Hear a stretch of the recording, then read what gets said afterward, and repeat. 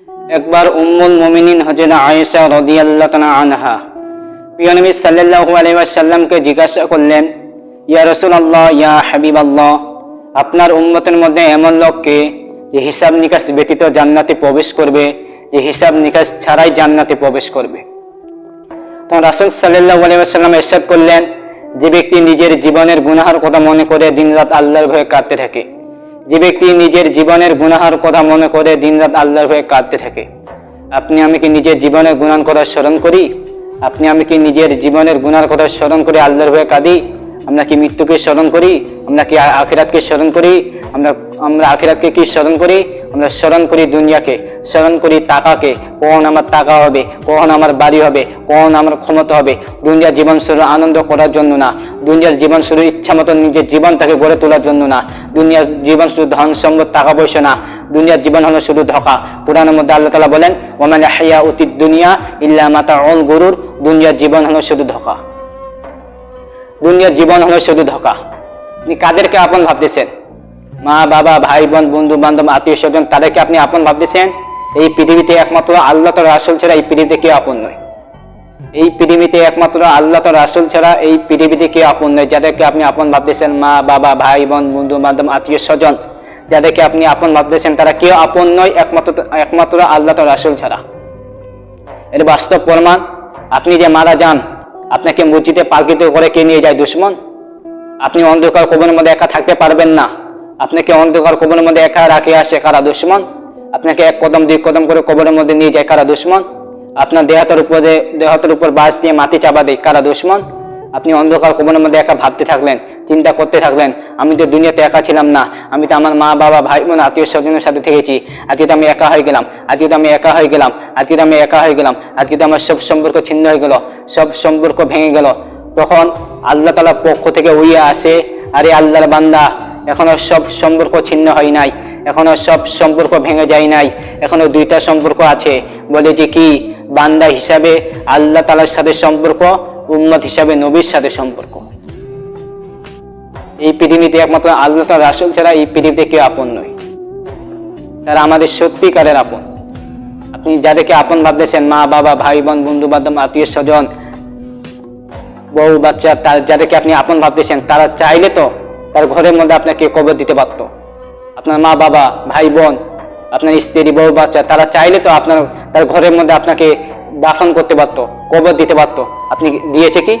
বাংলাদেশে কেউ কেউ আমাকে দেখাতে পারবে যে তার সন্তানের কবর, তার স্বামীর কবর তার ঘরের মধ্যে দিয়েছে? কাদেরকে আপনি আপন ভাবতেছেন? যারা সর্বোচ্চ আপনাকে 10 দিন 40 দিন মনে রাখবে, তবে আস্তে আস্তে করে আপনাকে ভুলে যাবে। 10 দিন 40 দিন তারা আপনাকে মনে রাখবে না। আপনি মারা যাওয়ার সাথে সাথে মানুষ সর্বপ্রথম আপনার নামটাই ভুলে যাবে, সর্বপ্রথম আপনার নামটাই ভুলে যাবে। কেউ বলবে না রাজা কোথায়, রাজা কোথায়, রাজা কোথায়, সবাই বলবে লাশ কোথায়, লাশ কোথায়, লাশ কোথায়। লাশকে গোসল দাও, লাশকে জানাজা পড়াও, লাশকে মাটি দাও। সেদিন পূর্ব দিকে সূর্য উঠবে, পশ্চিম দিকে সূর্য ডুববে, সেদিন মানুষ দোকান খুলবে, সেদিন মানুষ ব্যস্ত থাকবে, শুধু আপনি থাকবেন শান্ত, শুধু আপনি থাকবেন শান্ত। কাদেরকে আপন ভাবতেছেন? আপনি মারা যাওয়ার সাথে সাথে মানুষ আপনার নামটাই ভুলে যায়। আমরা এত হতভাগ্য মানুষ যে মানুষের জানাজা পড়ার পর অনুভব করতে পারি না আগামীকাল আমার জানাজা হতে পারে। আমরা এত হতভাগ্য মানুষ যে মানুষকে কবর দেওয়ার পর আমরা অনুভব করতে পারি না আগামীকাল আমার কবর হতে পারে। আমরা এত হতভাগ্য মানুষ যে মানুষকে শেষ গোসল দেওয়ার পর অনুভব করতে পারি না আগামীকাল আমার শেষ গোসল হতে পারে।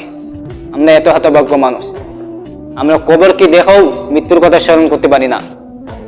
আমরা জানাজা পড়ার পরও মৃত্যুর কথা স্মরণ করতে পারি না, আখিরাতের কথা স্মরণ করতে পারি না। যেন গোরস্থানের পাশ দিয়ে হেঁটে যাই, আমরা আনন্দ উল্লাস করতে করতে হেঁটে যাই। যেখানে একজন সাহাবা যখন গোরস্থানের পাশ দিয়ে হেঁটে যেতেন, তিনি বারবার জ্ঞান হারিয়ে মাটিতে পড়ে যেতেন। তখন রাসূল সাল্লাল্লাহু আলাইহি ওয়াসাল্লাম জিজ্ঞাসা করলেন, তুমি গোরস্থানের পাশ দিয়ে হেঁটে গেলেই তুমি জ্ঞান হারিয়ে মাটিতে পড়ে যাও কেন? এর কারণ কি? তখন ওই সাহাবা বলেন, ইয়া রাসূলুল্লাহ, মৃত্যুর পর আমার প্রথম ধাপ হবে কবর। যে কবর আমাদের 70 বার ডাকে, মৃত্যুর পর আমার প্রথম ধাপ হবে কবর। আমি যে কবরে পার পেয়ে যাই, আমি বাকি যতগুলো পদ আছে সবগুলো পার পেয়ে যাব। যে কবরে যে আটকে যাই, আমি কোনো জায়গাতে পার হতে পারবো না। আজ আমরা গোরস্থানের পাশ দিয়ে হেঁটে গেলেই আনন্দ উল্লাস করতে করতে হেঁটে যাই, গান শুনতে শুনতে হেঁটে যাই। আমরা কবর দেখেও আখিরাতের কথা স্মরণ করতে পারি না। মৃত্যুর কথা স্মরণ করতে পারি না।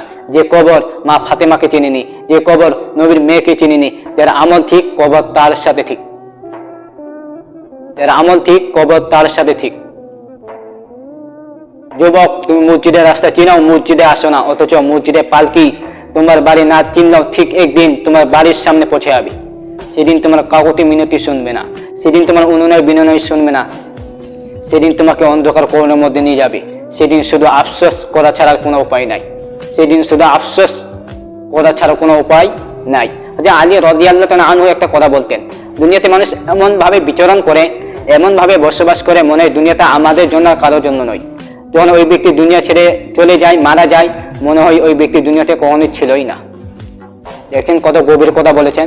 দুনিয়াতে মানুষ এমন ভাবে বসবাস করে, এমন ভাবে বিচরণ করে, মনে হয় দুনিয়াটা আমাদের জন্য আর কারোর জন্য নয়।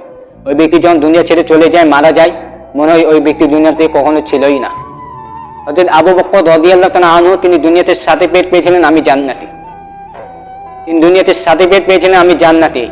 তিনি সার্টিফিকেট পাওয়ার পরে তার অন্তরে যদি আল্লাহর ভয় থাকে, আমরা সার্টিফিকেট না পেয়ে আমাদের অন্তরে আল্লাহর ভয় থাকা কেমন উচিত বলেন? আপনারাই বলেন।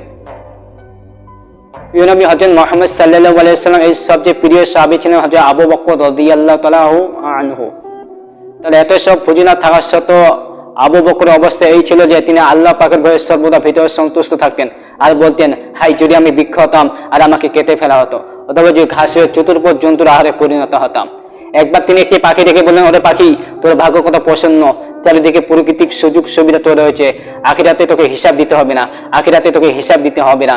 হাই আবু বকরের যদি তোর মতো নেই হতো, হাই আবু বকরের যদি তোর মতো পাখি হতো, আমাকেও আখিরাতে হিসাব দিতে হবে না, আমাকেও আখিরাতে হিসাব দিতে হতো না। আখিরাতে কথা স্মরণ করতেন। দুনিয়াতে সার্টিফিকেট পাওয়ার পরে তার অন্তরে যে আল্লাহর ভয় থাকে, আমরা সার্টিফিকেট না পেয়ে আমাদের অন্তরে আল্লাহর ভয় থাকা কেমন উচিত বলেন? আপনি কতদিন মৃত্যুকে স্মরণ করেছেন? ভবিষ্যৎ বলতে একটা জিনিস, সেটা হলো মৃত্যু। মানব জাতির স্বপ্ন আকাশ পরিমাণ, অথচ তার গন্তব্য হলো 3.5 হাত মাটির ঘর। 3.5 হাত মাটির ঘর, আমাদের আসল ঘর হলো 3.5 হাত। 3.5 হাত জায়গা শুধু আমাদের আপন, আমাদের এই পৃথিবীতে কেউ আপন নয়।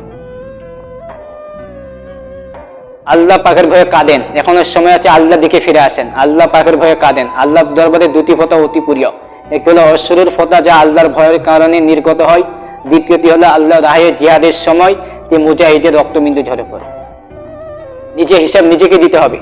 আপনার হিসাব আমি দিব না, আমার হিসাব আপনি দিবেন না, নিজের হিসাব নিজেকেই দিতে হবে।